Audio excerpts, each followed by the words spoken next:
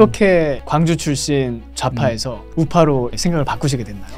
무려 15년이라는 세월이 걸렸습니다. 심상정 의원 같은 경우는 고향에 뭐 이제 스타필드부터 해서 뭐 이케아부터 해서 하면은 막 자기 막 식수하러 가요. 막 삽 뜨는 사진 막 이런 거 찍으러 가요.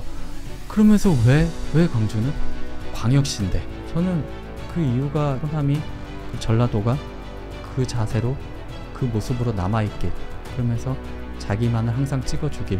제가 뭐 국회의원 한 번 하는 게 뭐 더 중요한가, 저는 뭐 이제 환자 진료하면서 가정 건사하고 살면 되니까 뭐 그렇게 생각을 했고, 가치를 위해서 희생하는 사람이 한 명이라도 있어야 우리 정당이 한 표라도 더 받지 않을까라는 생각을 했습니다.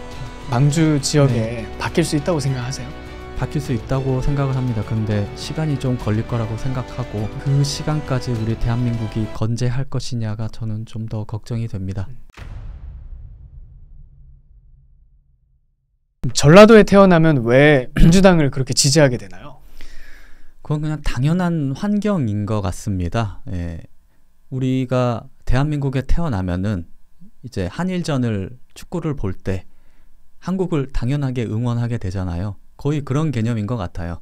특히 전라도에 태어났을 때, 제가 성장하던 당시에는 지역주의가 지금보다 훨씬 더 심했던 시절이거든요. 특히 이제 87년 그때 이제 3당 합당하고 그랬을 때 이제 호남이 이제 소외가 되면서 완전히 이제 DJ가 호남 지역을 석권하던 그런 시절이었고, 석권하게 되면은 거의 모든 일가 친척 뭐 조금만 이렇게 건너 하면은 다 아는 분들이 정치권에 진출을 해 있어요.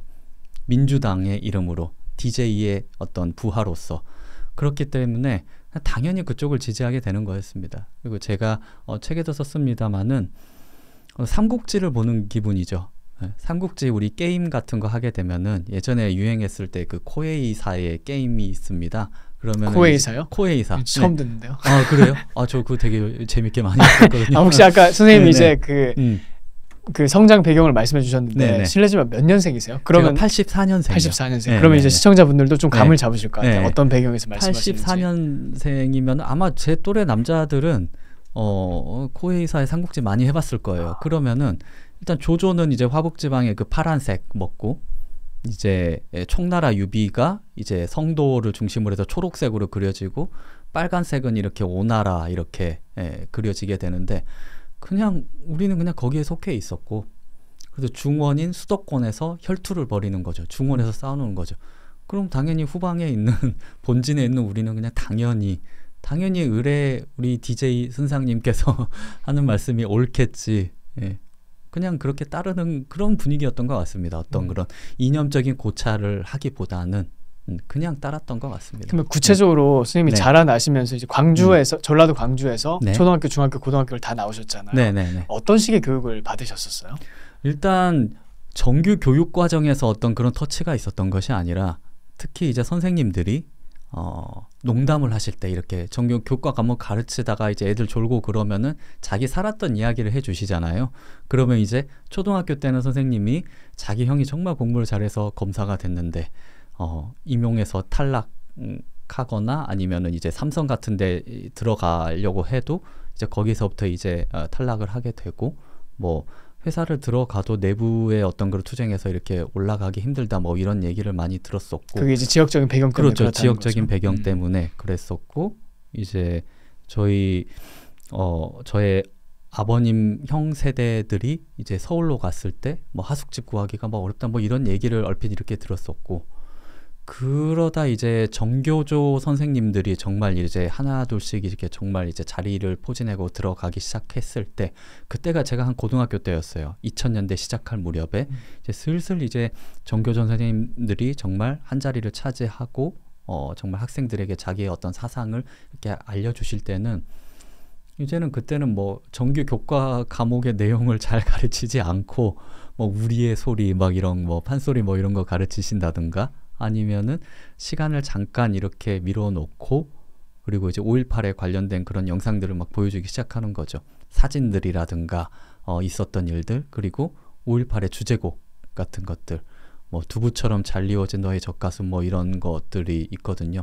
그때 당시에 계엄군이 뭐 이제 시체에 한 여성의 시체 젖가슴을 달랐다 뭐 이런 것들이 소문으로 돌았거든요. 그걸 이제 가사로 이렇게 만들어서 슬픔의 한을 계속 이렇게 주입을 시키고 우리가 이거를 뒤엎어야 된다. 하여튼 이런 가르침을 주는 선생님들도 있었습니다.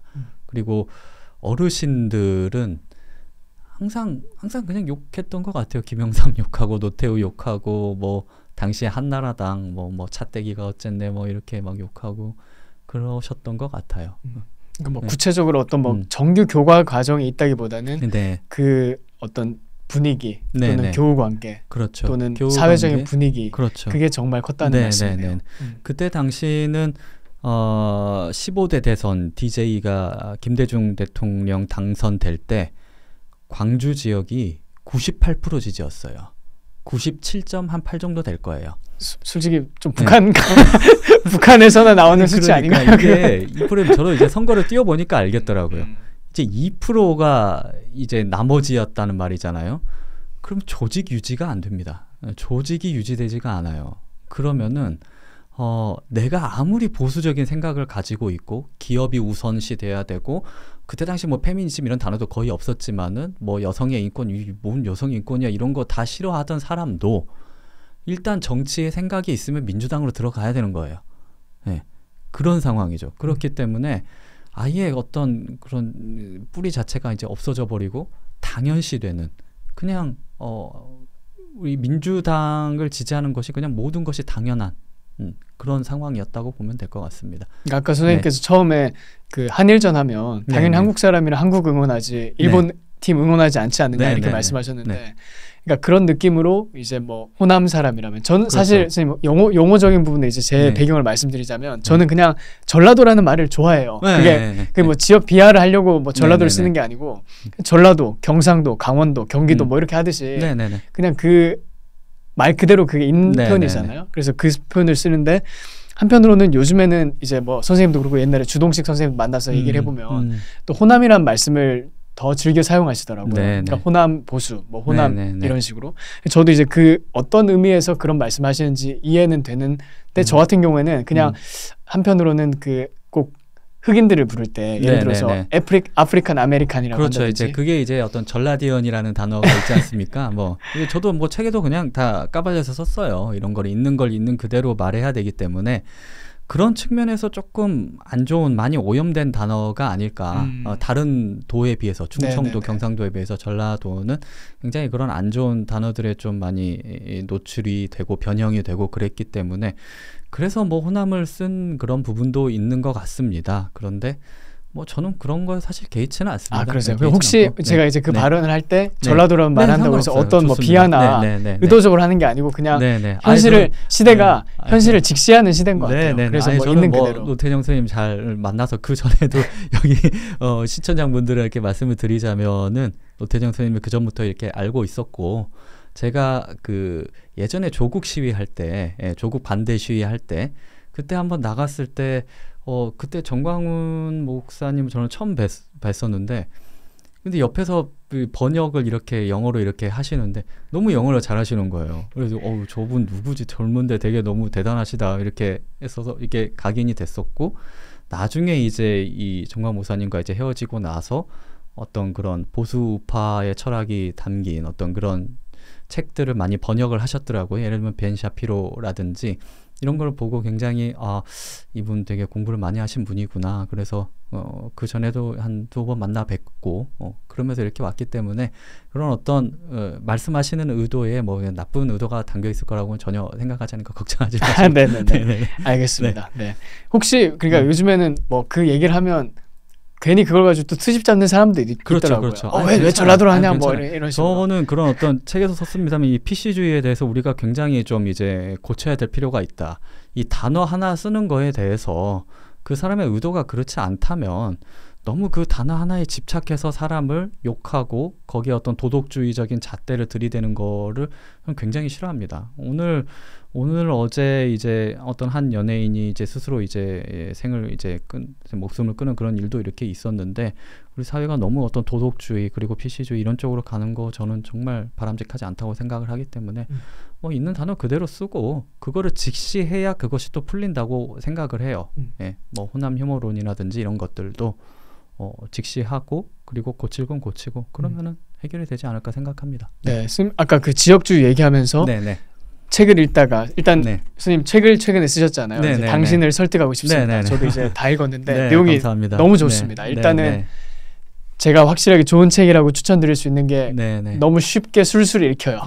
감사합니다. 그건 정말 이제 좋은 책이라는 뜻이라고 보거든요. 그래서 그런 부분에 좀 역점을 뒀습니다. 원래 그렇게 또 포커스를 맞추고 쓰신 거예요? 네, 포커스를 맞추고 딱딱하지 않게 그래도 최대한 경어체로 썼고 그리고 친구와의 대화했던 그런 대화체도 많이 들어가 있고 그렇게 썼습니다. 근데 원래 그게 잘 쓰는 글이잖아요. 이렇게 딱 읽었을 때 말로 했을 때 쉽게 읽히는 듯한 흐름이 있는 글이 저는 좋은 글이라고 생각을 하거든요. 감사합니다. 그래서 정말 이제 쉽게 읽히는 또 내용도 알찬 좋은 글을 써주셨는데 근데 여기 내용 중에서 흥미로운 게 박정희 정권 그리고 이승만 같은 경우에도 호남 지역에서 70% 이상의 지지를 받았더라고요. 그리고 그 다음에 박정희 정권도 마찬가지고 심지어 저는 깜짝 놀란 게 민정당 그 전두환 같은 경우에도 약 50% 정도는 지지를 받았더라고요. 맞아요. 그러면 이게 지역 감정이라는 게 전라도에서도 이렇게 압도적으로 민주당을 지지해 주는 게 비교적 한국 근대사에선 최근에 일어난 일이라고 볼 수 있는데 한국 그 대한민국이 한 역사 한 80년 되지 않습니까?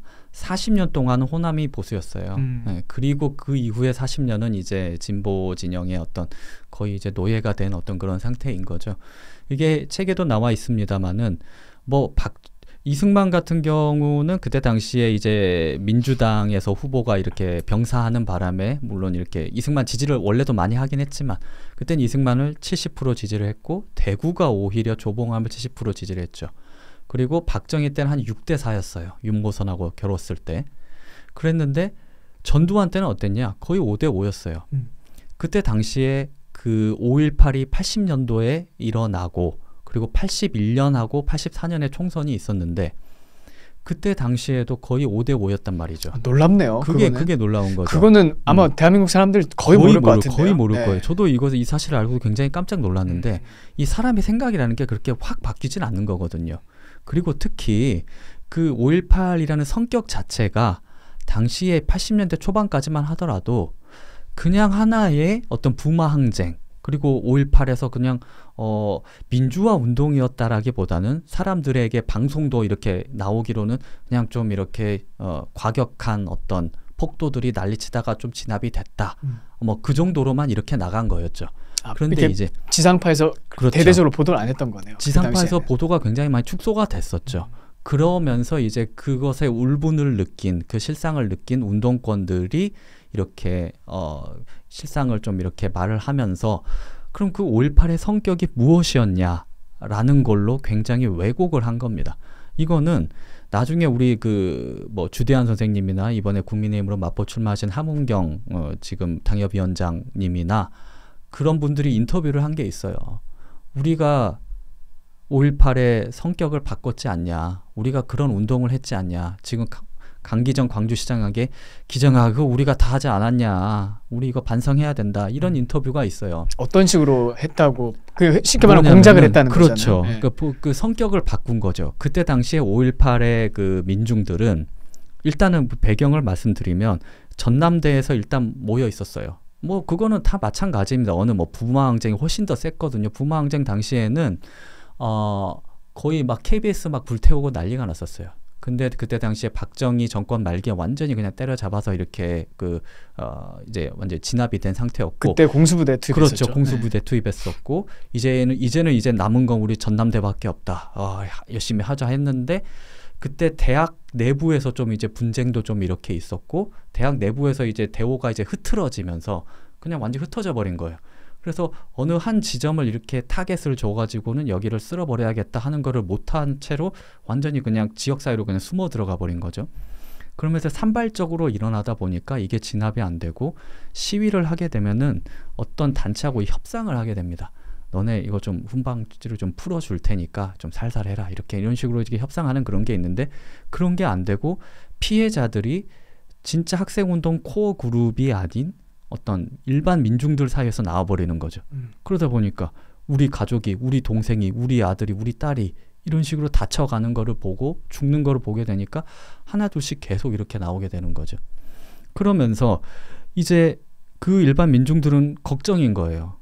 말씀드렸다시피 호남은 이승만과 박정희를 압도적으로 지지했던 굉장히 보수적인 색채, 원래도 민주당이 보수당이었지 않습니까? 그랬는데 이게 우리가 이렇게 민중들이 나서게 되면은 우리를 빨갱이로 보지 않을까? 걱정이 되니까 반공전선 이상 없다. 이런 거를 계속 이렇게 걸고 북괴는 오판 말라. 이런 걸 플랜카드를 계속 거는 겁니다. 그만큼 그리고 이제 미국이 도와주길 바랬어요. 미국이 그때 당시 광주 그렇죠. 시민들이요? 네, 광주 시민들은 미국이 우리를 도와줄 거다. 어떻게 저 군사 독재를 우리 민주주의 정권이 어떻게 지지하겠냐. 우리는 부산에 정박해 있는 미군 해군을 기다리자. 뭐 이런 내용들이 다 나와 있습니다. 그런데 그만큼 반공 그리고 친미 민주주의 운동이었던 거죠. 그런데 이게 운동권을 거치게 되면서 그 분노의 씨앗이 활발 타오르다 보면서 이 당시에 전두환의 어떤 그런 군대들이 이렇게 움직였을 때 이것을 미군이 묵인했다. 이것은 고로 미국 탓이다. 그런 식으로 이제 몰아가는 거죠. 반미 쪽으로 이렇게 색칠을 하게 되는 겁니다.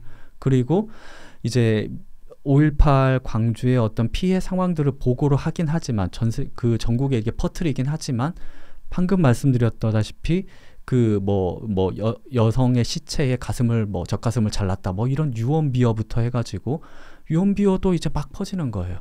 굉장히 피로 물든 어떻게 보면 분노를 일으킬 수 있는 그런 소문들이 막 이렇게 퍼지고 대학가를 이렇게 점령하게 되면서 상징이 완전히 뒤바뀌는 거죠. 이거는 어떤 민주주의가 아니라 어떤 민중의 운동이고 반미의 외침이었다. 약간 이런 식으로 바뀌게 되는 겁니다. 그런 것들이 슬슬 힘을 얻어가면서 이제 DJ라는 한 정치인에게 이렇게 뭉치게 되는 거죠. DJ는 원래는 굉장히 경제 영역에서 그리고 이제 한일 관계 개선에 있어서 굉장히 보수적인 성향을 가진 그런 정치 지도자였는데 이 사람들이 이렇게 가면서 그리고 DJ는 인재를 또 이제 전남권의 어떤 그런 운동권 분들을 많이 수혈을 하게 되면서 민주당의 성격이 확 바뀌고 그렇게 돼서 완전히 민주당 주도로 넘어가게 되는 겁니다. 어떻게 보면 그때 당시에 네. 광주 시민들이 시위를 하고 했을 때 거기서 사상자가 발생했잖아요. 네네네. 충돌을 하면서 네. 그 당시에 운동권 학생들과 네. 어떤 좌파 정치인들, 이제 김대중으로 대변되는 좌파 정치인들이 네. 그 아픔을 하이제킹했다 이렇게 볼 수도 있겠네요. 그래서 내러티브를 자기들이 원하는 방식으로 바꿔 나갔다, 약간 만들어 나갔다 그렇게도 볼 수 있지 않을까요? 어떻게 해석하냐에 따라 다른 건데요. 어떤 그런 상징성을 이렇게 가져간 거죠. 가져간 거고 그때 당시에 DJ에 어떻게 보면 올인을 했던 87년도 그 대선에서 이제 패배하게 되면서 그리고 당시에 어떤 김영삼까지는 3당 합당, 김종필과 김영삼은 노태우와 합쳤는데 DJ는 그렇지 못했죠. 끝까지 자기의 길을 갔죠. 그러다 보면서 호남이 완전히 소외가 되는 겁니다. 네, 그렇다 보니까 어떤 그런 소외도 좀 더 악화되고 그런 어떤 호남민들은 그런 소외의 어떤 그런 서름을 민주당에 계속 의지할 수밖에 없는 그리고 그 메시아의 중심이 김대중이 된 우리의 한을 풀어줄 사람이 김대중이다. 이런 식으로 계속 이제 매달리게 되는 겁니다. 어떻게 보면 보수적인 지향점, 어떤 진보적인 지향점, 보수 우파 좌파 이런 게 아니라 그냥 우리의 서름을 해결해줄 사람으로 김대중을 대통령 당선시키기 위한 그런 열망이 하나로 뭉치게 되는 거였죠. 그게 어떤 지역적 열망과 또 그게 실제 김대중 개인적인 차원에서 정치적인 어떤 효용성으로 작용을 했잖아요. 작용을 분명히 그게 했죠. 어떤 같이 결합하면서 나타난 현상이라고 볼 수 있겠네요. 절대 어떻게 보면은 꺼지지 않는 그런 불이 되는 겁니다. 예를 들면은 이제 93년 대선에는 YS에게 또 패배했는데 정치 진짜 그만할게 하고 영국으로 갔는데 거기서 이제 국민회의라는 당을 이제 창당을 하니까 호남 먹고 또 수도권 일부 의석 차지를 하니까 또 살아서 돌아오잖아요. 그런 거죠. 한 지역을 완전히 점령하고 있으면은 나의 어떤 정치적인 생명은 끝나지 않는 겁니다. 네, 그 차원에서 그래요. 그거는 그랬다 쳐도 그 이후의 일들이 저는 더 안타까운 거죠. 그 이후에 어떤 민주당 정치인들의 세태가 이제는 호남을 좀 더 경제적으로도 더 이렇게 윤택하게 해줄 수 있는 그런 모델을 만들었었어야 되는데 계속해서 어떤 게 정부 의존적인 그런 정책들을 하게 되고 이런 것들이 계속 악화일로를 걷게 된 거죠. 악순환으로 가게 된 거죠. 그 대표적인 게 지난 대선 때 그 윤석열 대통령이 띄웠던 복합 쇼핑 단지 그렇죠. 그 건립 어떤 네, 공약을 네. 냈을 때 네.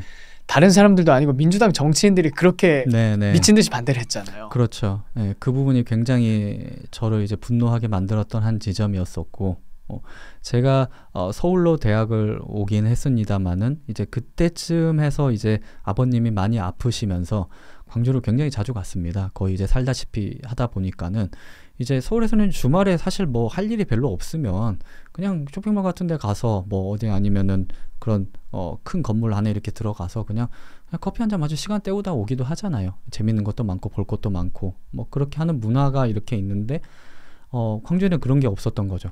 그리고 코스트코라든가 이케아라든가 이런 거는 국내에 없는 어떤 쇼핑 시스템이기 때문에 그 자체로 굉장히 신기한 어떤 경험을 하게 되는 겁니다. 그래서 그런 거가 당연히 있겠지 봤는데 그런 거가 전혀 없었는데, 문제는 이재명 같은 경우는 경기도지사 때 화성에 정용진 지금 신세계 부회장이 이렇게 복합 쇼핑몰 건립한다고 했을 때 환영합니다 막 이렇게 했죠. 그런데 광주에 짓는다고 할 때는 반대합니다 뭐 이런 식으로 소상공인을 뭐 어쩌고저쩌고 이렇게 하는데, 이건 도대체 뭔가 이 사람들은 호남이 어떤 모습으로 남아있길 원하는가. 굉장히 그 부분에 대해서 분노를 느꼈고. 그래서 왜 반대하는 것 같으세요? 민주당 정치인들이요? 어떻게 보면은 계속 그렇게 남아있길, 지금 현 상태로 남아있길 원하는 거죠. 남아있길 원하는 거고, 어떤 새로운 경험을 하고 싶고, 그리고 새로운 뜻이 있는 그런 사람들, 자기 사업을 좀 이렇게 새롭게 해보고 싶은 사람들은 그렇게 되면은 다 출향을 하게 되거든요. 그러면 이제 계속 이제 의지할 수밖에 없는 그런 정부 의존적인 것에 의지할 수밖에 없는 그런 소상공인들이 많이 남게 되고, 그런 의도도 저는 조금 있다고는 생각했습니다. 그러니까 낙후된 상태로 남아 있어야지 계속 그렇죠. 정부의 의지를 하게 되고. 네, 저는 그렇게 생각했습니다. 되니까요. 이거 굉장히 뭐 예민하게 받아들이고 어떻게 그런 말 할 수 있어 그렇게 받아들이실 수 있지만은, 그런 의도가 없다면은 어떻게 다른 지역에 있는 예를 들면 심상정 의원 같은 경우는 고향에 뭐 이제 스타필드부터 해서 뭐 이케아부터 해서 하면은 막 자기 막 식수하러 가요. 막 삽 뜨는 사진 막 이런 거 찍으러 가요. 그러면서 왜 광주는 광역시인데 굉장히 상징적인 대도시인데 왜 거기만은 그렇게 반대하지?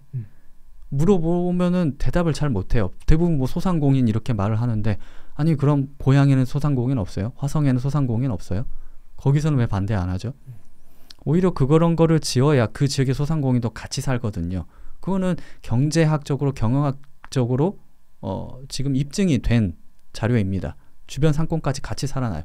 근데 왜 하필 광주만 그래야 되냐고요.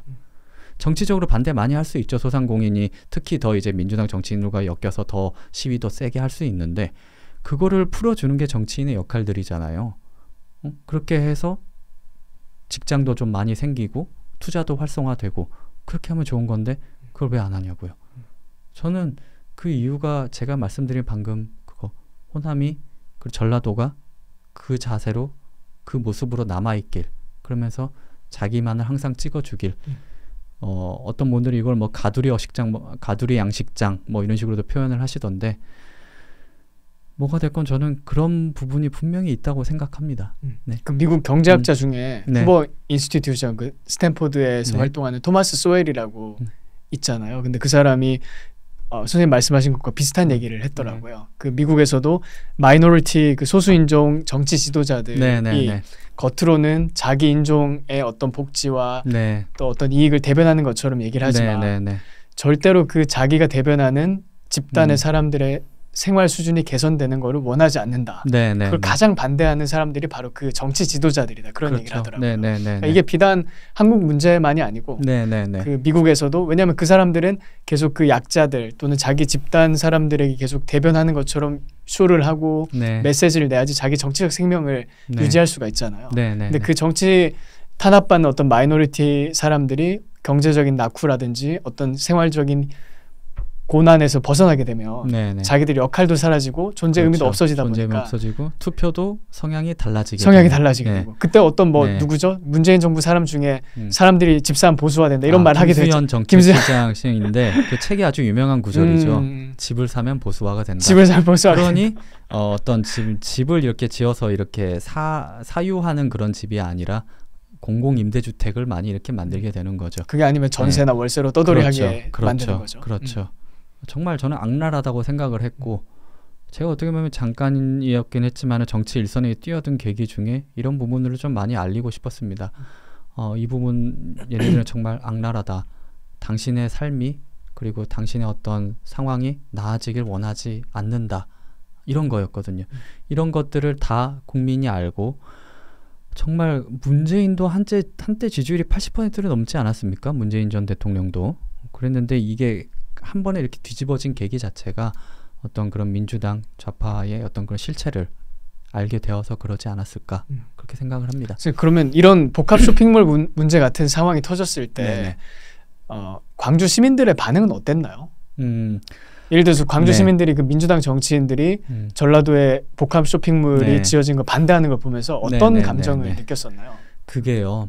워낙에 지금 제가 말씀드렸다시피 40년 보수, 40년 진보, 40년 우파, 40년 좌파라고 말씀하시지 않았습니까? 지금의 민주당과 호남, 전라도 지역의 어떤 주민들의 일체감은 너무 강합니다. 너무 강하게 유대가 되어 있기 때문에 유대가 되어 있는 그 민주당이 잘못해서 그래 쟤네들이 우리 삶을 뭐 그닥 좋게 만든 건 아니지 뭐 어떻게 쟤네들을 또 뽑아 이러면서도 차마 국민의힘은 찍지 못하는 그런 정서가 분명히 있습니다. 그래서 우리 윤석열 대통령 저번에 대선을 할 때 호남에서 30% 많게는 40%까지도 막 올라가고 그랬어요. 근데 그게 절대 유지가 되지 않을 거라고 저는 생각을 했습니다. 그리고 지역 사는 사람도 그렇게 생각을 했고요. 막상 이제 투표장에 가면은 굉장히 좀 결국에는 민주당을 찍게 되는 그런 게 있습니다. 그거는 오랜 기간 동안 누적돼 왔기 때문에 그 어떤 이성의 영역이 아니라 감정의 영역이기 때문에 쉽게 바뀌지는 않을 거고 앞으로도 그럴 거라고 생각합니다. 최근에도 무슨 뭐 보수 우파들을 이렇게 결집하게 되면서 호남에서도 지지율 올라갔다가 나오는데 제가 볼 땐 좀 허수가 좀 많고요. 그것이 뭐 앞으로 뭐 조기 대선이 어떻게 될지는 모르겠습니다만은 뭐 어떤 그런 선거가 있다 하더라도 단시일 내에 확 바뀌지는 않을 것 같습니다. 그러니까 머리로는 뭔가 이해가 되고 민주당 하는 말이 말 같지 않은 말인 건 분명히 알겠는데 심정적으로 보수당의 지지는 못하겠는 뭐 그런 게 있나 봐요. 그런 게 있죠. 그런 게 이제 가장 컸던 것 중에 하나가 어떻게 보면 5.18에 대한 어떤 그런 왜곡, 폄하 그리고 지역에 대한 비하 여론 그런 것들을 겪었을 때 이제는 끝난 줄 알았었죠. 우리 DJ 대통령 뭐 당선되고 노무현 되고 그랬으면은 이제는 우리가 더 앞서서 이제 뭐 달빛 동맹 뭐 이런 거 해가지고 대구랑 이제 광주랑 어떤 사업도 많이 진행하고 이제는 우리가 좀 주도해서 서로 잘 살자 이런 식의 세상이 될 줄 알았는데 이제 5.18 뭐 광수론부터 해가지고 뭐 다 북괴군 침투한 거였다 뭐 이런 식으로 나온다든지 지역 비하 여론이 일부 커뮤니티에서 굉장히 이렇게 확대 생산되는 걸 보고 다시 좀 결집하게 된 것이 아닌가 그렇게 생각을 합니다. 그렇게 생각하면 이게 뭐 쉬운 문제는 아닌 것 같아요. 분명히. 선생님께서 생각하시는 어떤 해결책이 있나요? 예를 들어서 저는 최근에 그 미국 사태를 보면서 이번에 팬데믹 전후로 해서 특별히 많은 인구 재편이 이루어졌잖아요. 뭐 선생님 책에서도 잠깐 언급하시긴 했지만 캘리포니아에서 어떤 깨시민 정책, PC 정책을 많이 쓴 주지사가 엉뚱한 정책을 해서 개인들이 너무 화가 나니까 그 많은 기업들 또 사람들이 텍사스, 플로리다 같은 데로 뭐 법인을 이전한다든지 이사를 해버리잖아요. 그러면 거기는 완전 뭐 소득세, 최저임금 그리고 자기 모든 환경이 바뀌게 되는 거니까 자녀들 교육하는 환경도 그렇고요. 근데 미국 같은 경우는 그런 식으로 선택지가 있어서 이게 사이클이 있으면서 잘못된 정책이 어느 정도 심판을 받더라고요. 어떤 주 정부 또는 거기 연방 정부에서 정책을 잘못했을 때 그 주에 있는 사람들이 나머지 49개 옵션이 있잖아요. 내가 그럼 저기 가가지고 그냥 옮기겠다. 그러면 이제 세금 원천이 사라지게 되니까 그런 사람들이 많이 잡으려고 하는 것도 서로 잡으려고 유치하기 위해서 경쟁을 하게 되는 거잖아요. 그래서 저는 이제 그게 미국의 가장 강력한 어떤 매력이 아닐까, 파워가 아닐까 생각을 하거든요. 이제 그거를 미국의 어떤 연방 대법관은 그 민주주의의 실험실이다 그렇게 네, 얘기하더라고요. 네, 네, 네. 하나하나 주들이 다 실험실이라서 한 주에서 어떻게 정책이 집행되는 걸 보고 그 결과를 통해서 경쟁이 이루어지기 때문에 발전하는 것이다. 그런 얘기를 하더라고요. 주마다 경쟁을 하는데 지금 우리나라의 지방자치의 상황은 주마다 어떤 경쟁하는 그런 게 아니죠. 어떻게 보면은 정부 중앙에 빨대를 꽂아가지고 우리 지역에 하나라도 더 하는 이런 시스템이고 재정 자립도가 막 10%밖에 안 되는데 막 뭐 정부 나머지 90% 정부에서 이제 빨아들여야 되는 거거든요. 그 지금은 저희 뭐 우리는 저희 지방자치를 하고 있지는 않다고 저는 생각을 하고요. 그리고 일단 워낙에 이 사람들이 많이 중앙에서 돈을 이제 타오는 거 이제 익숙해져 있기 때문에 그런 것들이 쉽게 바뀌지는 않을 거라고 생각을 하고요. 그리고 제가 봤던 현실은 그런 어떤 이득에 의해서 움직이고 이렇게 사람들이 액티브하게 움직이는 그런 모습이 아니었습니다. 굉장히 고령화가 많이 돼 있고 젊은이들은 이미 많이 떠나 있고 광주시가요. 광주시가. 부산이 제일 그 문제가 심각하긴 합니다. 근데 그 다음에 이제 거의 광주 그 정도 상황. 사실 뭐 서울 말고는 다 문제잖아요. 그렇죠, 다 문제고 그렇다 보니까 그런 분들이 주로 이제 광주에 남아 있게 되고 그런 분들은 워낙에 한 40년 가까이 그런 일들을 겪었기 때문에 쉽게 바뀌지가 않고 그리고 지방이 이 상태로 지속이 된다고 했을 때 과연 어떤 희망이 있냐 했을 때 저는 굉장히 좀 비관적인 생각이 들기도 합니다. 네. 근데 저는 뭐 한편으로 이건 뭐 제 생각인데 그냥 뭐 지방의 어떤 시라든지 이런 것도 경영을 잘 못하면 그냥 파산하게 했으면 좋겠어요. 그리고 옆에 군에 이제 뭐 흡수되거나 뭐 흡수되거나 이런 식으로 가야죠. 그리고 뭐 시장 어떤 시장도 바로 파면돼가지고 다음에 바로 선거 이렇게 하게 그런 하고. 그런 어떤 극단적인 그런 얘기도 이제 슬슬 나오는 거 보면은 이제 우리 국민들이 다들 인식을 하는 겁니다. 왜냐면 재정 자립도가 10% 이러기 때문에 정말 이게 심각한 상황이고 다만 이제 미국의 예를 드셨는데 우리나라는 그게 특히 이제 광주 그리고 이제 대구 경북 지역에서는 그게 힘든 게 미국은 캘리포니아주가 트럼프 공화당이 아무리 못해도 30% 이상은 나와요. 37% 8% 정도 나오거든요. 그게 초강세 지역이라고 보통 그렇게 표현을 해요.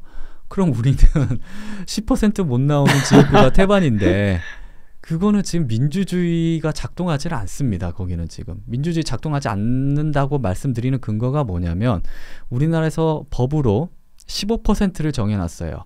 15% 이상이면은 그 선거비 보전을 세금으로 해주는 거거든요.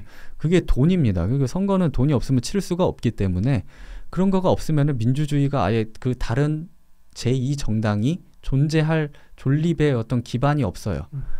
그렇다고 돈도 다 묶어놨으니까. 그렇죠. 한국에서는. 네, 한국에서 이제 슈퍼팩 같은 거 그렇죠, 없잖아요. 그렇죠. 그런 거가 후원을 그 이제 원외 당협위원장은 받을 수가 없게 해놨기 때문에 그래서 뭐 어떻게 할 수가 없어요. 그러면은 이제 최소한 그 호남 몫의 어떤 비례 의석을 좀 잘 어느 정도 챙겨줘야죠. 그리고 그 조직이 무너지지 않고 보좌진 9명을 데리고 와서 지역의 민원들을 좀 해결해 주면서 그러면서 이제 표를 얻어가는 거거든요. 그러면은 이제 그분들이 나의 민원을 해결을 해주면은 너 당에 가입해 줄게 뭐 이런 식으로 해가지고 많이 가입도 해주시고 그러는 거거든요.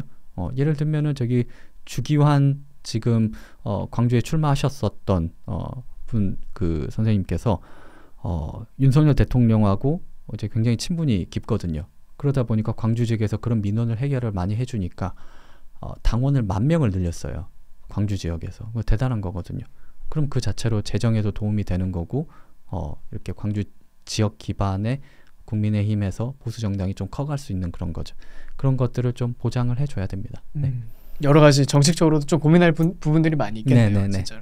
그리고 아까 선생님 말씀하신 중앙에서 뭐 지금 광주뿐만 아니고 대구도 그렇고 뭐 재정 자립도 보면 다 도토리 키재기잖아요. 네네네. 그 중에 뭐 광역시 중에는 광주가 최악이긴 한데 네네. 그래도 뭐 그것도 전체적인 퍼센트로 따지고 보면 뭐 1, 2% 차이지. 그렇죠. 네. 큰 차이는 없다고 저는 보고 네네네. 있거든요. 근데 문제는 이 대한민국의 성장 동력이 점점 꺼지고 있으니까 네네. 인구도 고령화되고 출산율도 낮아지고 무엇보다 기업의 혁신이 없잖아요. 그러면 중앙 정부에서 뭐 한참 성장이 1년에 최소한 5% 이상 보장될 시대가 맞습니다. 있을 때는 뭐 중앙 정부에 빨대 꽂고 빨아먹는 것도 그렇죠. 이게 유지가 되는데 네네네. 이제 중앙 정부에도 나올 게 없는 시대가 그렇죠. 점점 접어들고 맞아요. 있으니까 네네. 이게 뭔가 근본적인 해결책이 없으면 힘들 것 같아요, 진짜로. 맞아요. 네, 나라 상황 자체가요. 네네. 참 이제 그런 측면에서 이런 거를 국민들도 이제 많이 알아가고 있고 이제는 더 이상은 25만 원 뿌리는 어떤 그런 포퓰리즘 정책이 안 되겠구나. 중앙에서 타오는 걸로는 한계가 있겠구나. 이런 것들을 느끼기 시작하고 그러면은 이제 우리나라가 가야 할 방향이 기로에 서게 되는 겁니다. 어떤 방향으로 갈 것이냐. 베네수엘라처럼 그냥 25만 원 뿌려. 이런 방향으로 가든가 아니면 아르헨티나처럼 완전히 그거 다 없애버려. 이런 식으로 가가지고 톱으로 막 다 썰어버리고 그러면서 보조금 다 빼. 망할 사람은 망해. 망할 시도는 망해. 이런 식으로 가든가 잘 길을 정해야 할 텐데 무엇보다 여기에서 이제 정치의 역할이 굉장히 중요하다고 생각합니다. 그 선생님 같은 경우는 어떻게 그 광주 출신 좌파에서 우파로 이렇게 생각을 바꾸시게 됐나요? 무려 15년이라는 세월이 걸렸습니다. 아, 그게 한순간 이런 사건이 그렇죠. 아니네요. 한순간이 절대 아니고요. 물이 빠지는데 시간이 걸려요. 그렇죠. 시간이 굉장히 걸릴 수밖에 없어요. 예. 근데 호남 지역도 이렇게 완전히 달라지기까지 40년이 걸렸듯이 이제 아마 이제 광주를 벗어나서 그것도 이제 보수 우파 성향의 분들이 많은 좀 의과대학으로 온 것이 가장 컸던 것 같습니다. 그러면은 이제 주로 이제 사실에 집중하게 되거든요. 사실. 그때 당시에 우리나라가 어떻게 발전해 왔는지를 의료인의 시각으로서 보게 되는 거죠. 평균 수명 그리고 유병률 이런 거 평균 수명은 늘고 유병률은 줄고 이걸 보는 거예요. 이거면은 그냥 이 나라는 좋네 발전했네 이거예요. 여기에서 이 사람이 전두환이건 박정희건 뭐 윤석열이건 상관을 안 해요. 그 데이터가 나오면은 그냥 인정 이렇게 하는 거거든요. 그래서 예전에는 박정희 이승만 도무지 이렇게 쳐다도 안 보던 그런 사람들이었다가 기생충학 시간에 박정희 대통령께서 상하수도를 까는 거죠. 상하수도를 까는데 돈이 어디 있어요, 그 가난한 나라에. 그래서 일본에다가 차관을 들여옵니다. 차관 들여올 때도 우리 엄청 데모하고 난리 났었잖아요. 어떻게 일본에 어떻게 우리가 굴복해서 이렇게 돈을 가져오냐. 그렇게 해서 예전에는 그렇게 일본에 그렇게 비겁하게 이렇게 무릎 꿇었던 걸로 여겼는데 막상 이제 의과대학 학생으로서 보다 보니까 그럼 돈 없으면 뭘로 가냐고. 그래 그렇게 굴욕적이지만 가져왔네. 그래 상하수도 장비까지는 사놨어요. 장비까지는 사놨는데 인부들을 어떻게 고용할 거냐. 여기서부터는 이제 리더십의 문제인 겁니다.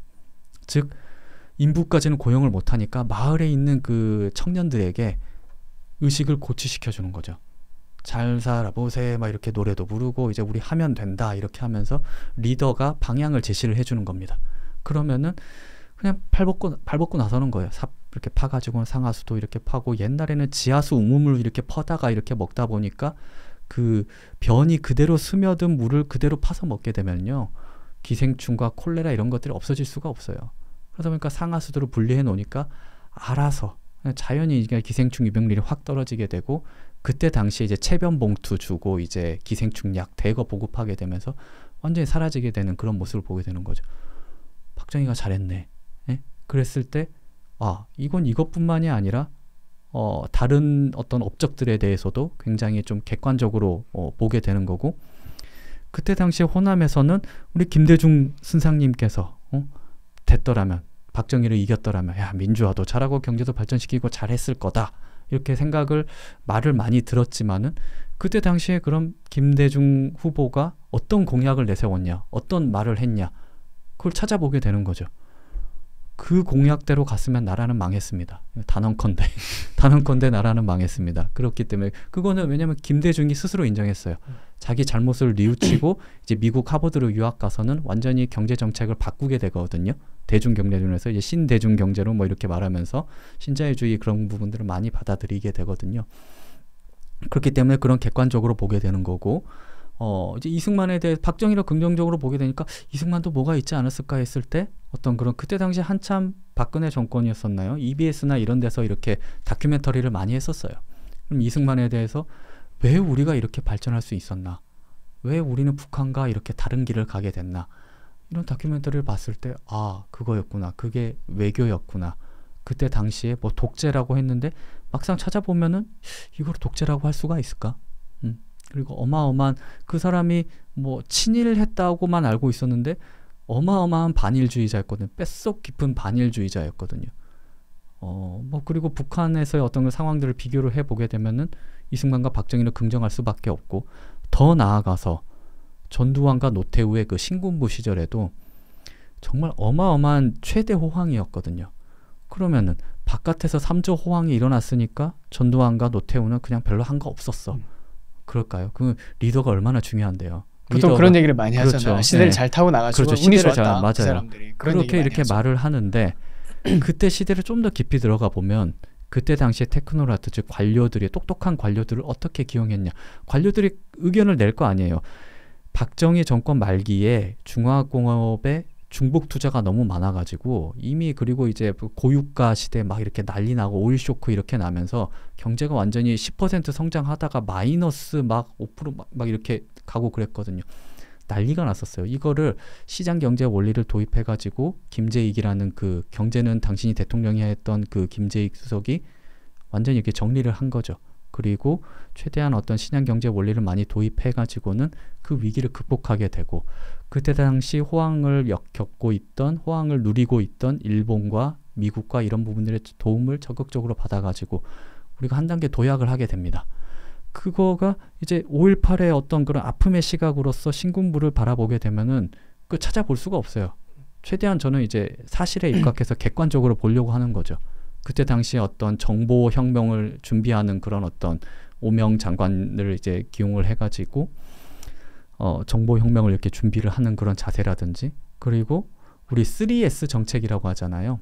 뭐 섹스, 스포츠, 스크린 굉장히 안 좋게 평가를 합니다. 정부의 어떤 치적을 광고하기 위한 것이었다. 그런데 그 흐름 자체는 당연한 거였어요. 어떤 검열을 완화하고 문화예술 산업에 경제가 이제 올라섰으니 문화예술 산업에 투자하자. 이런 거는 당연한 흐름이었는데 3S 산업 굉장히 어떤 더러운 어떤 그런 전두환 정권의 어떤 공작질로만 알고 있었는데 그로 인해서 스포츠가 얼마나 성장을 했어요, 우리나라가. 프로야구도 그때 그렇죠. 생겼잖아요. 프로야구도 그때 생기고 사람들이 지금 다 즐기고 있잖아요. 혜태 타이거즈, 기아 타이거즈 얼마나 잘해요. 다들 즐기고 있고 방송에서도 얼마나 그때 방송국 많이 생겨나면서 새로운 어떤 문화예술 컨텐츠가 만들어졌어요. 전두환 대통령의 그때 당시에 공이 굉장히 컸다고 생각합니다. 그 지도자가 결정을 하는 거예요. 그 관료들은 이런 안들을 계속 올립니다. 안을 올리면은 마지막에 결정하는 거는 지도자거든요. 거기서 그 안목이 작용을 하는 거예요. 그랬을 때 물론 5.18에서의 어떤 그런 아픔도 분명히 존재하지만 이런 공과 간은 좀 구별해놓고 봐야 되지 않을까. 그런 내용을 최대한 많이 적으려고 했고요. 근데 저는 그 방금 말씀하셨다시피 좀 최대한 쉽게 쓰고 부드럽게 썼기 때문에 적어도 전두환 대통령에 대해서 글 쓴 것에 대해서 제가 비대위원 됐을 때 저는 욕을 많이 먹을 줄 알았는데 욕하는 사람이 없어요.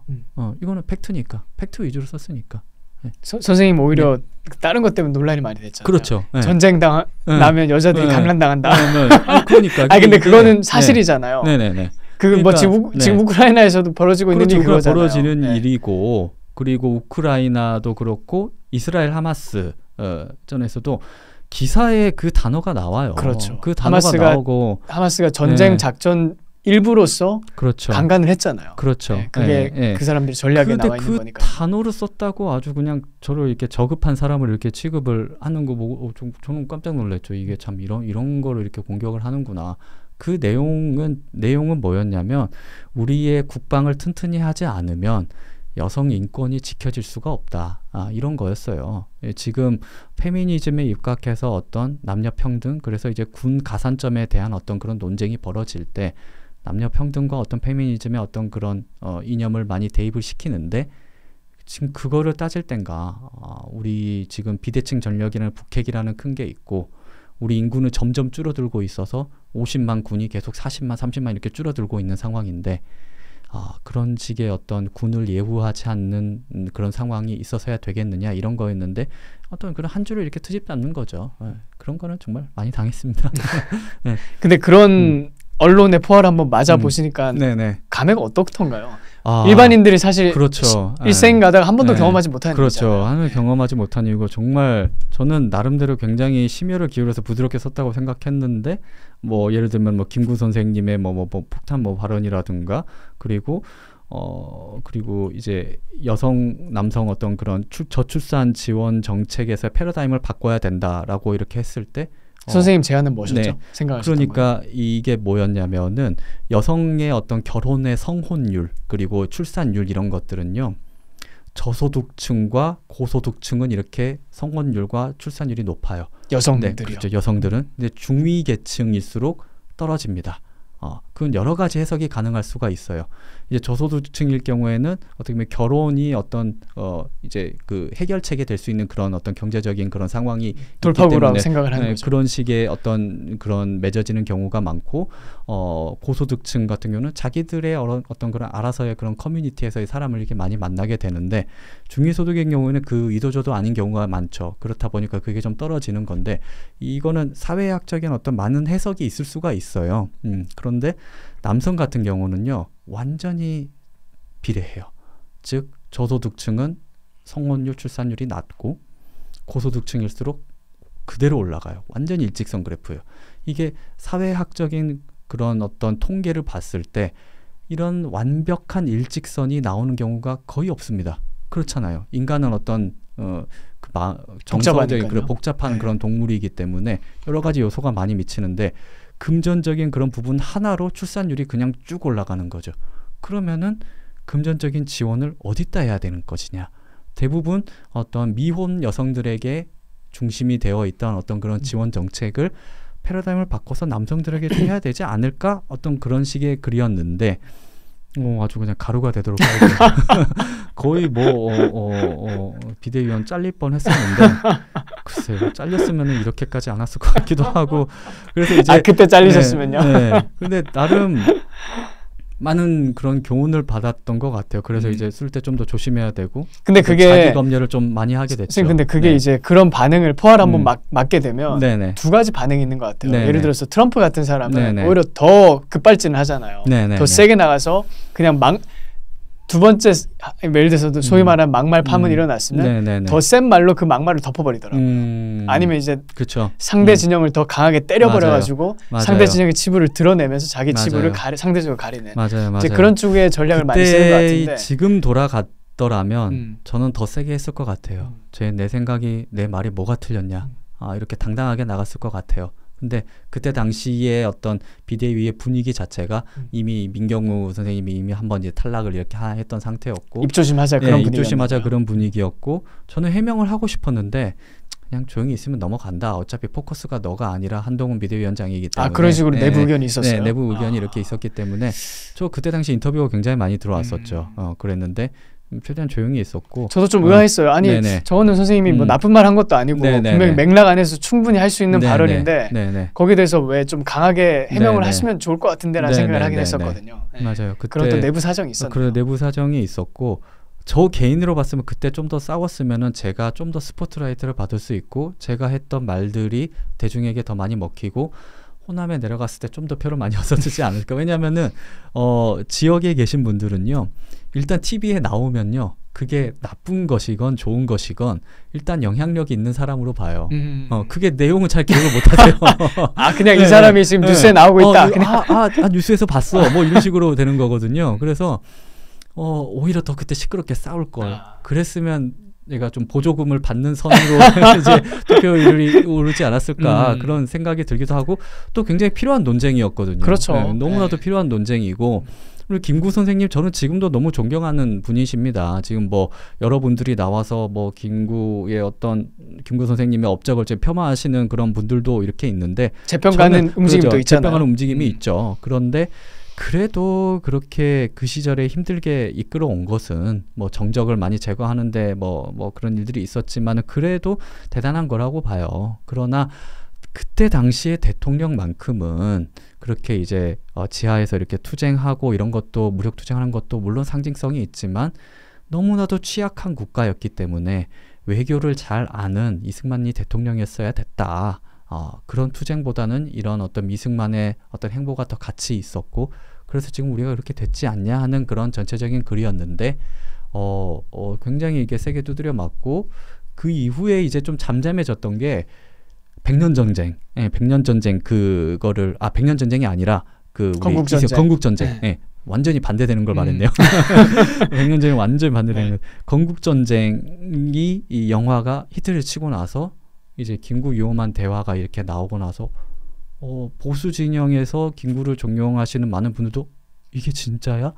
이런 식으로 하면서 저를 이제 공격하는 여론이 좀 이게 줄어들긴 했었죠. 그리고 최근에는 정한기 박사님이란 분이 네네, 정한기 네. 박사님께서 여기 채널에 섭외 한번 했었는데 네. 테러리스트 김구라는 책도 쓰셨잖아요. 네. 그래서 이제 거기 내용에 기존 학계에서 네.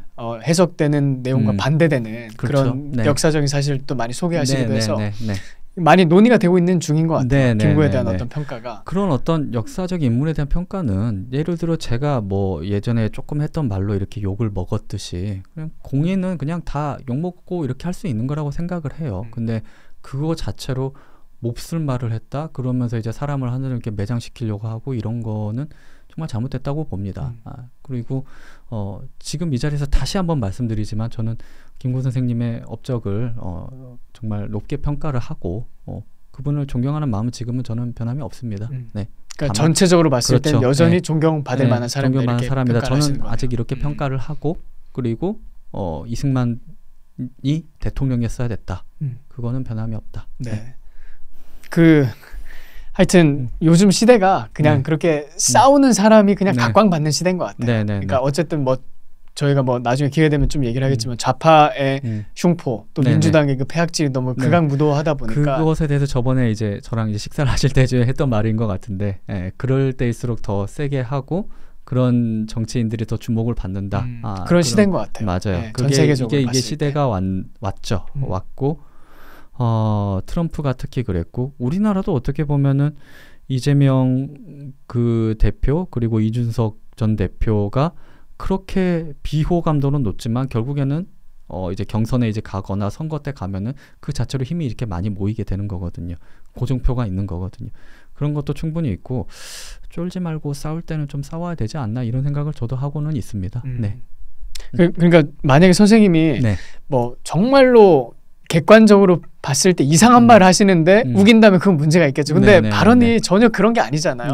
아까 말씀하신 뭐 전쟁에 나면 여성들이 피해를 본다라든지 김구가 어떤 역사적으로 조명되지 않았던 그런 그러니까 어두운 부분이 있다 이런 말씀을 하신 거라든지 상식선에서 충분히 공부를 해보고 또 학습해보면 알 수 있는 사실을 이제 말씀하신 건데 그걸 맥락을 딱 잘라가지고 악의적으로 보도한 사람도 있었던 거죠. 언론을 통해 가지고. 그거는 뭐 어느 진영에 다 있는 건데요. 어쩔 수 없죠. 어쩔 수 없습니다. 근데 그런 걸 경험하셨을 때 좀 파이팅 스피릿이 생기던가요? 아니면 이거 때려쳐야겠다 이런 마음이 어떠셨어요? 그때 당시에는 그때 당시 비대위가 어렵게 형성이 됐었고 일단 포커스가 한동훈 대표 전 비대위원장에게 몰려 있었기 때문에 거기 좀 누가 되고 싶진 않았어요. 일단 패를 끼치기 싫다 그런 마음이 강하셨던 그런 마음이 강해서 제가 가서 더 싸우고 이렇게 하게 되면은 물론 저는 주목을 받았겠지만 그리고 저에 대한 소명은 되었었겠지만 그래서 주변에서 계속 이렇게 저를 생각하시는 분들은 너 쫄지 말고 나가서 싸워서 말해라. 네가 뭐 틀린 말했냐 이렇게 하시는 분들이 있었는데 차마 그렇게 못했죠. 지금 이 자리는 뭐 저는 이제 선생님이 뭐 개파나 이런 건 아니시니까. 뭐 거기 정치적인 의견을 뭐 제가 잘은 모르겠지만 그때 당시 한동훈 대표 시절에도 비대위원장 시절이었나요? 어떤 기사를 보면 모든 메시지는 어떤 하나의 창구를 통해서 일어난다 뭐 그런 느낌이 있더라고요. 그러니까 언론 보도에도 항상 어떤 메시지 관리에 중점을 두면서 특히 그때 이제 저보다 더 심했던 그런 분이 이제 김경률 전 비대위원이 뭐 마리 앙뚜아네트 그런 발언이라든가 이런 것들이 너무 이렇게 문제가 되면서 좀 메시지를 좀 조심하자라는 그런 분위기였어요. 그리고 저 말고 뭐 구자령 의원님도 옛날에 뭐 변호했던 뭐 그런 것들을 막 털리기도 하고 그랬는데 그런 공격이 워낙 셌었죠. 근데 저는 이제 그냥 제 심정은 그냥 다 풀어놨으면 좋겠어요. 풀어놔서 그냥 뭐 좀 왜냐하면 장단점이 있잖아요. 어떤 일어나는 메시지에서 말 조심하고 좀 조심하는 정책은 약간 뭐 중도층이 어필할 수 있는 부분도 분명히 있겠지만 그렇게 되면 자기 검열을 계속하게 되잖아요. 맞아요. 자기 검열을 하게 되고 내가 이 말을 해도 될까? 맞습니다. 소신을 가지고 있는데 당이 어떻게 생각할까? 아니면 이렇게 생각하면 내가 지금 당에서 잘릴까 안 잘릴까? 뭐 자리를 받을까 못 받을까? 이런 고민을 하게 되면 정말 진솔하게 나라를 위한 또 국민을 위해서 해야 되는 말을 못 하게 되잖아요. 근데 이게 보수당의 좀 고질적인 문제가 아닌가 생각이 많이 들어요. 저번까지는 그랬고요. 이제는 예를 들면 이제 김준엽 그리고 양문석 그 의원이 당선이 됐지 않습니까? 민주당에서는 그걸 보면은 이제 우리 당도 조금 어떤 어떤 스마트한 분들을 이렇게 발굴하고 이제 영입하고 이렇게 할 때 예전에 했던 말에 그렇게 너무 자극받지는 않아도 될 것 같아요. 저는 지금의 생각이 중요하다고 그렇죠. 생각하거든요. 네. 그걸 하고 지금의 생각에 대해서 논리적으로 말할 수 있으면 된다고 생각해요. 그 과거 발언이 무슨 뭐 남을 명예훼손하는 정도 수준의 그런 거 어떤 법적인 문제가 아니라면 잘못했다 사과하면 되는 거잖아요. 네, 그런 거기 때문에 그러면서 절대 이제 주눅 들지 말고 보수도 목소리를 냈으면 좋겠습니다. 네. 네, 맞습니다. 지금 이거 그러면 네. 지금 그 사실 책을 읽다 보면 선생님께서 아까 15년이라는 과정을 말씀을 네. 해주셨는데 네. 뭐 한순간에 변한 건 아니고 어떤 점진적인 계기를 통해서 팩트를 발견하면서 네. 점진적으로 보수 쪽으로 기울게 됐다 이렇게 말씀하셨어요. 네네. 근데 그 중에서 저는 특별히 와닿았던 게 네. 현실하고 많이 부딪히셨다는 생각이 들어요. 네, 그러니까 예를 들어서 네. 뭐 어떤 지금 의사로서 네. 내과 의사로서 어떤 뭐 병원에서 일을 하시면서 임상적인 경험을 하신다든지 네네네. 환자들이랑 이렇게 주고받으면서 대화를 하신다든지 네네. 또는 사회인으로서 나가서 이제 일을 하면서 세금을 내면서 네. 어떤 한 사회의 1인분 맡은 역할을 충실하게 하려고 뭐 노력을 하신다든지 네네. 또 지금 결혼해서 가정을 가지고 계시잖아요. 네네네. 그 가정을 부양하려고 노력한다든지 네. 이런 실생활과 이렇게 피부에 와닿게 이렇게 생활을 하다 보면 아무래도 훨씬 더 보수적인 가치에 대해서 느끼게 되는 부분이 있지 않나 하는 생각이 네네네네. 들었거든요. 선생님 책 내용 네네네. 읽으면서요. 네. 좀 그런 부분에 대해서 어떻게 생각을 할 수 있을까요? 일단은 이제 그 일을 하다 보면은 정부하고 부딪히는 일들이 많습니다. 예를 들면은 보건복지부에서 시행하는 병원 평가라든가 뭐 이런 것들이 볼 때 거의 이거는 뭐 병원 평가를 통해서 어떤 수준을 올리겠다 이게 아니라 어떤 요식 행위들 그런 것들이 너무 많거든요. 너무 비효율적이고 국민의 세금을 낭비하는 게 딱 보이는 거고 거기서 이제 정말 정부가 비대지면 안 되겠다는 생각이 확고히 박히게 되는 거고 어떤 경제를 발전시키는 것이 어떤 개인의 어떤 부를 늘려주는 것이 인간의 삶에 어떤 영향을 미치는가 저는 이제 내과를 진료를 하다 보니까 경제 사정이 어려운 환자들을 많이 만나요. 그런 사람들일수록 어떤 병이 누적된 그런 것들이 많거든요. 예를 들면 당뇨나 고혈압 뭐 그런 것들이 다 그런 병들입니다.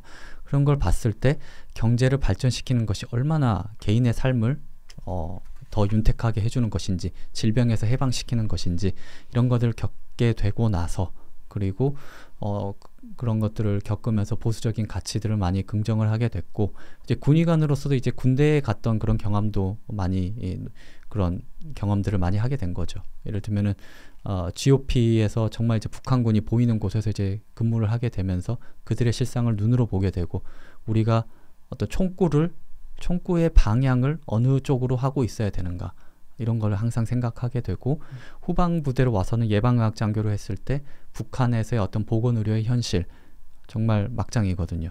그렇기 때문에 북한에서 말라리아가 유행을 하기 때문에 그 말라리아 모기가 우리나라로 남하해서 우리나라가 OECD 말라리아 1위 국가입니다. OECD에서. 네. 말라리아가 저기 무슨 동남아 아프리카만 있는 게 아니라 우리나라가 OECD에서는 1위라고요. 그만큼 북한에서 너무 모기 그렇죠. 때문에 모기 때문에 북한에서는 모기를 어떻게 어떻게 관리가 안 되니까 넘어오게 되는 거예요. 파주 그리고 고양 뭐 일산 이런 식으로 쭉쭉쭉 내려오는 거거든요. 그런 것들을 보게 되면서 이런 북한과의 어떤 관계 설정에 있어서 우리가 절대 타협하지 말아야 된다. 이쪽이랑은 뭐 뭔가를 할 수는 없겠구나. 그런 생각도 하게 되는 거고 그런 경험들을 하게 되면서 이게 15년 동안 누적이 되다 보니까 그리고 그런 경험을 하게 되면서 제 스스로도 좀 공부를 하게 되면서 이제 사상이 완전히 바뀌게 된 것 같습니다. 그게 어떤 결정적인 사건은 있었나요?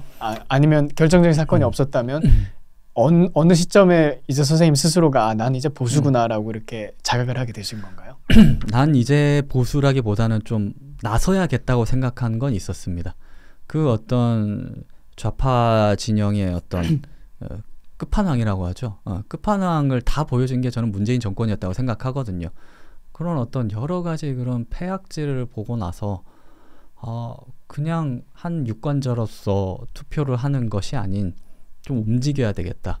특히 방금 말한 그 우리 복합 쇼핑몰 문제로 있어서 이 호남이 저는 좀 농락당한다고 생각했거든요. 방금 말했다시피 어떤 그런 가두리 양식장에 갇혀서 그들만을 지지하게 하는 그런 현실, 광주 정신을 내세우는데 도대체 그 광주 정신이 뭔데? 민주당만 지지하는 게 광주 정신인가? 이렇게 생각을 하고 반감을 갖게 되는 거죠. 그러다 보니까 행동을 하게 된 겁니다. 칼럼도 쓰고 시민단체 활동도 하고 그러다가는 광주 출마까지 했네요. 네. 출마 후에는 안 하세요? 네. 예를 들어서 이제 후회 좀 힘든 질문인데 네. 왜냐면 여기 책에 보면 선생님이 이제 그 이런 목소리를 가지고 내시면서 네. 칼럼도 쓰시고 네. 또 강연도 하시고 또 네. 정치적 활동을 하셨잖아요. 네. 네. 사실상 공인이 되신 건데 네. 근데 그 과정을 통해서 이제 국민의힘도 주목을 했었죠. 그래서 네. 선생님이 그 인재영입위원회 네. 거기 네. 위원장이었었나요? 네. 거기 위원 중에 한 명으로 위원으로 이렇게 임명이 되셨고 네. 그 사실 그때 비대위원장까지 뭐 네. 하마평 올랐었고 그 혁신위원장 임요한 의원님이 하셨던 네. 하마평 그 직접 김기현 의원님하고 대화를 했었고요. 그 전부터 김기현 의원님께서 그리고 이철규 의원님께서 저를 영입하려고 면담을 많이 했었고 그렇게 면담을 할 때 뭐 좋은 여러 제안을 주셨죠. 뭐 지금 지역구 당선된 서울의 어떤 곳이라든지 비례라든지 이렇게 해라. 국민의힘으로 나가도 서울에서 네. 승산 있는 지역구에 네. 오퍼를 주셨다는 뭐 그렇죠. 거잖아요. 이번 당선이 된 지역구랑 뭐 비례도 이렇게 말씀을 주셨는데 일반인이었으면 네. 사실 그걸 넓적 받았을 텐데 선생님이 이제 그걸 거절하셨다고 이제 책에도 나오긴 하잖아요. 그러니까 그런 것에 대해서 후회는 안 하세요? 뭐 여러 가지 마음이 있습니다. 근데 결론적으로 잘했다고 생각하고요. 누군가는 한 명은 꼭 해야 된다고 생각을 했고 특히 저는 이제 김기현 대표님께서 그 말씀을 처음 주셨을 때 이 말씀을 드렸어요. 이상민 장관님 전북 출신이고 한덕수 총리 전주 그리고 전주회 의원님 광주 조수준 의원님 익산 이렇게 그 우리 정권에서 어떻게 보면은 많은 어떤 각광을 받았던 호남의 인재들이 내려가신다면 저는 그분을 정말 노무현으로 만들기 위해서 열심히 뒤에서 이렇게 뛰면서 선배님 멋있습니다 하면서 저는 좀 후방으로 빠져서 정치 경험을 좀 쌓고 그리고 호남의 어떤 조직도 좀 이렇게 만들고 이런 걸 할 생각이 있었는데 만약에 그분들이 출마를 안 하시면은 그때는 그냥 제가 나가겠습니다. 대신에 저를 좀 그때 뭐 선대위원이든 뭐든 이렇게 좀 띄워주십시오. 이렇게 말씀드렸거든요. 그러니까 다들 뭐 이철규 의원님도 그렇고 김기현 전 대표님도 그렇고 미친놈 아니야 이렇게 쳐다보는 거죠. 뭐지 얘는 굴러온 기회를 발로 차는 것 같습니다. 그런 식의 반응을 그때가 아직도 좀 기억이 나는데 그만큼 근데 이 어떤 지역 구도는 어떤 소명 의식을 가지고 뭔가 부딪히지 않으면은 안 깨진다고 생각을 했어요. 그나마 뭐 이정현 의원님 거기서 이제 계속 하시니까 그렇고 정운천 의원님 전북에서 계속 하시는데 광주는 뭐 누군가 나간다는 사람이 없었거든요. 그러면은 정부 중앙에서 좀 이렇게 인정받은 사람이 한 명은 내려와야 되는데 한 명은 그 상징이 아무도 없으면 이게 말이 되냐고요. 그래서 저는 그때 제가 내려가겠다고 했고 비록 뭐 안타깝게 쓰러졌지만 그래도 저의 어떤 불씨가 꺼지지 않는 계기는 됐다고 생각해요. 만약에 초선으로서 어떤 당선이 보장된 자리에 들어갔더라면은 어떤 계파에 속해가지고 어떤 그 계파에 충실한 목소리만 내는 그런 정치인이 되지 않았을까. 좀 이렇게 멀리서 바라보는 게 아니라 그 소용들에 휩싸여가지고 그런 생각도 들고 하긴 합니다. 그러나 한 측면에서는 지금 호남의 조직들이 많이 이렇게 와해가 다시 됐고 이번 계엄 상황을 거치면서 그리고 생각했던 그런 정책들이 전혀 이루어지지 않고 당에서 전혀 아젠다를 만들어내지 못하고 있는 모습을 보면은 내가 갔으면 내가 이런 말을 좀 했을 텐데 이런 거를 좀 공론화 시켰을 텐데 하는 그런 부분들이 좀 있죠. 여러 가지 공존합니다. 네. 지금 호남 특별히 그 광주 지역에 그게 바뀔 수 있다고 생각하세요? 바뀔 수 있다고 생각을 합니다. 근데 시간이 좀 걸릴 거라고 생각하고 그 시간까지 우리 대한민국이 건재할 것이냐가 저는 좀 더 걱정이 됩니다. 걱정이 되고 이번 탄핵 심판에 있어서 이제 헌재가 결정을 할 건데 일단은 좀 객관적으로 봤을 때는 좀 힘든 상황이지만 어떤 방향이 됐건 보수 우파가 좀 집권을 연장을 하건 뭐 이제 대선이 열리건 아니건 보수 우파 정권이 좀 연장을 했으면 좋겠다라는 생각이 듭니다. 지금 이렇게 위급한 상황이라고 생각을 하거든요. 국가 경제 내부로도 그렇고 국제적으로도 그렇죠. 저는 가장 큰 그런 어떤 발화점이 될 수 있는 사태가 중국과 대만이라고 저는 보고 있는데요. 시진핑 임기가 끝나기 전에 뭔가 결단을 내리지 않을까 싶어요. 저는 개인적으로는 그렇게 생각을 하고, 그랬을 때 우리 정권이 보수우파 정권으로서 건재하고 있어야만 어떤 국제 역학에서의 관계 상황이 정말 어떤 최악의 상황, 다시 우리가 조선으로 회귀하느냐, 중국의 일부인 홍콩으로 돼서 빛을 잃어버린 홍콩이 되느냐, 아니면 대한민국으로서 계속해서 이렇게 밝게 빛나는 그런 어떤 멋진 대한민국으로 남느냐가 결정이 된다고 생각합니다. 네, 굉장히 중요한 시기라고 생각하고. 한편으로 선생님 말씀 네. 들어보니까 시진핑은 자기 임기 내로 어쨌든 이룬 게 없잖아요. 시진핑은 솔직히 말하면 이제 뭐 정말 사실상 종신 뭐 거기 독재자가 됐는데 그 사람 임기 중에 뭐 중국의 어떤 경제 문제라든지 또 출산율 문제 이런 것들, 또 뭐 국제 관계에서 중국의 위상 같은 것들이 물론 올라간 부분이 있지만 사실상 정말 국제 왕따가 되다시피 하고 있는 부분도 분명히 있잖아요. 그리고 미국과 신냉전을 거치면서 미국에서 이제 트럼프가 다시 집권해서 다시 부상하고 있고 미국의 시대가 완전히 활짝 열렸고 중국 입장에서는 사실상 점점 고립되는 느낌이 강한데 근데 그런 상황에서 한반도에서 만약에 대한민국의 친중 정부, 친북 정부, 쉽게 말하면 이재명이 대통령이 된다면 시진핑 입장에서도 대만 향해서 어떤 그런 침공 비슷한 결단을 하기가 훨씬 쉬워질 것 같아요. 그렇죠. 예를 들면 이제 주한미군의 운용에 있어서 어떻게 할 것이냐, 굉장히 우리 한국군의 어떤 움직임을 묶어둘 것이기 때문에 북한을 통해서 어떤 도발이라든지 이런 것들을 할 가능성이 굉장히 높다고 생각을 하고요. 그랬을 때 우리가 중심을 잡아서 대처를 해야만 막을 수 있다고 생각을 하고, 시진핑 같은 경우는 일단 5년을 더 연장을 할 수 있을까? 그런 의문이 들긴 하는데, 그래서 이 10년 지나고 지금 5년을 한 번 더 한 거잖아요. 지금 그 임기 2027년 내에 뭔가 한번 일을 터뜨리지 않을까 그렇게 생각을 하고 있고, 무엇보다 저는 어떤 그런 구조적인 측면을 보는 거를 좋아합니다. 그런 팩트, 그런 통계 자료. 자, 우리나라 인구 5천만 수만큼 중국은 지금 남자가 5천만이 더 많다고 해요. 네, 특히 그리고 청년층에서 더 이렇게 성비가 이렇게 안 맞는 거죠. 그리고 어떤 경제난이라든가 이런 것들이 겹쳐 있을 때 그러니까 전체 인구 중에 남자 인구가 5천만이 더 많다고요. 네네. 그런 통계를 얼핏 봤습니다. 이거 혹시 나중에 팩트 체크 한 번 더 해주시면 좋겠는데. 그러니까 그 남아 선호 사상 때문에 그렇게 된 거거든요. 네, 그런 것들이 있고 한 명을 얻었을 때 남자를 얻게 되는 그런 게 좀 있었는데, 그리고 어떤 이런 경제난, 그리고 자기 임기를 어떻게 채울 것이냐라는 것에 대한 일들이 복합적으로 벌어졌을 때 중국의 목표는 하나가 아닐까. 그렇게 저는 예상을 하고 있습니다. 그랬을 때 그래서 저는 우리 당이 좀 최대한 잘 되길 바랬죠. 그래서 제가 뭐 국회의원 한 번 하는 게 뭐 더 중요한가요? 저는 뭐 이제 환자 진료하면서 가정 건사하고 살면 되니까 뭐 그렇게 생각을 했고, 한 사람이라도 좀 이렇게 희생하는 모습을 보여야만, 가치를 위해서 희생하는 사람이 한 명이라도 있어야 우리 정당에 한 표라도 더 받지 않을까라는 생각을 했습니다. 그걸 실천을 한 거였죠. 네. 쌤, 그 앞으로 이제 생각하시는 건 뭐 어떤 게 있을까? 계획하시는 거라든지 아니면 뭐 생각하시는 게 있을까요? 이 정도로 하려고 합니다. 이 정도로 이렇게 현실 정치에 막 그렇게 완전히 세게 개입하기는 이제 너무 힘들고요. 가정도 건사를 해야 되고. 안 그래도 그것도 여쭤보려어요. 그 가족의 반대가 심하지 않았을까? 엄청 심했죠. 엄청 심했죠. 특별히 사모님의 반대가 좀 그렇죠. 심하시죠. 지금도 너무 미안하고 이 자리를 빌어서 정말 미안하다, 고맙다, 사랑한다 이렇게 말하고 싶은데, 일단 집이 일단 서울에 있었거든요. 제가 광주를 자주 오기는 했습니다만, 근데 이제 육아라든가 이런 거를 다 내팽개치고 내려갔었기 때문에 한 2달 정도는 너무 힘들었죠.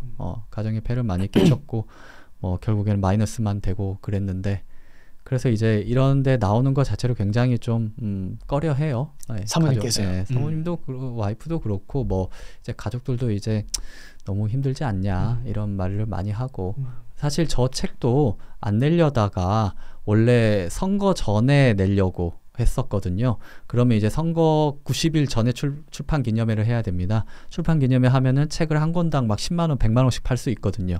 그러면 이제 그거 자체로 후원금으로 이렇게 그걸로 되는 건데, 선거 자금으로 쓰고 할 수 그렇죠. 있는 근데 거네요. 그때 당시에 이 한동훈 비대위원장님이 우리 정치 그 출판회 이런 거를 좀 근절하자 해가지고 악습으로 왔던 거예요.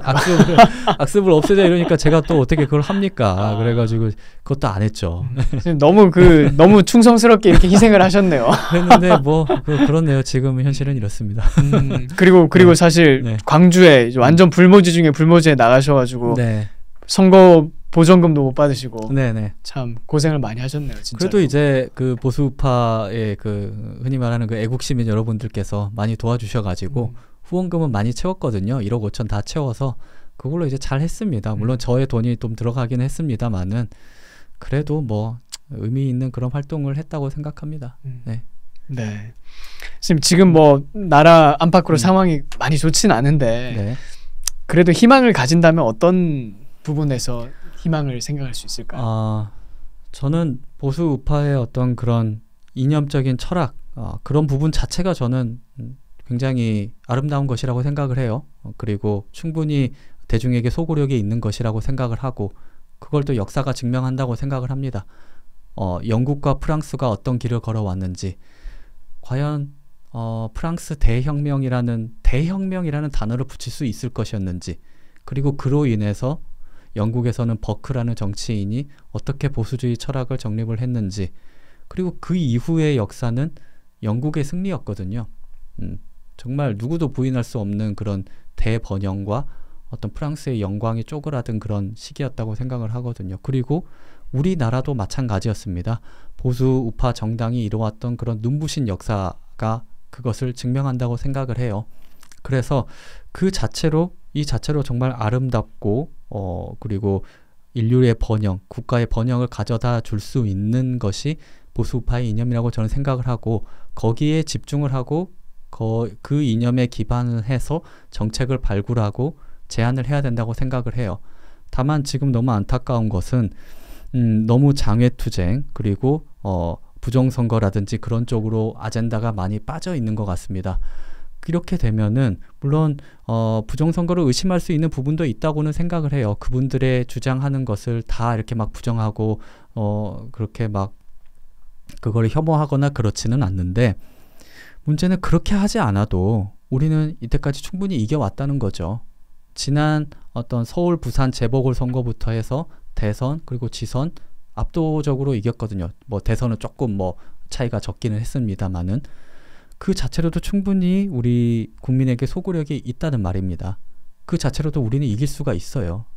그렇기 때문에 그런 어떤 부정선거든지 어떤 내부 사람들을 솎아내고 배신자 뭐 처단하라 뭐 이런 것보다 한 명이라도 더 내 품으로 끌어안고 그리고 더 넓은 연합체를 구성을 해야만 우리가 이길 수 있다고 생각하고 지금이 어떤 그런 굉장히 중요한 싸움에 있는 시기인데 뜻이 있는 분들께서 많이 좀 힘을 합쳐주고 그러면은 우리가 더 아름다운 그리고 더 강한 대한민국 만들 수 있지 않을까 생각합니다. 네. 앞으로도 네.